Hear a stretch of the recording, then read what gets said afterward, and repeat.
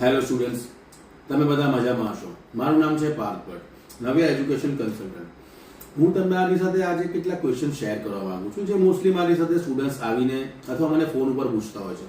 જેમ કે મારી ઉંમર 30 વર્ષ છે, 35 વર્ષ છે. આવા સંજોગોમાં મને વિઝા કેવી રીતે મળે? મારી એજ્યુકેશન 10મું પાસ છે, 12મું પાસ છે, તો મને વિઝા કેવી રીતે મળે? ગેપ બહુ વધારે છે, એક્સપિરિયન્સ પણ હું શો નથી કરી શકતો, તો મને વિઝા કેવી રીતે મળે? IELTS મારી પાસે છે નહીં, કોઈ ઇંગ્લિશની એક્ઝામ આપી શકવાનો મારી પાસે સમય નથી, તો મને વિઝા કેવી રીતે મળે? અને હા, સૌથી ઇમ્પોર્ટન્ટ, મારું બજેટ નથી, લો બજેટ છે અને મને વિદેશીને સેટ થવું છે. તો આવા સંજોગોમાં મને વિઝા કેવી રીતે મળે?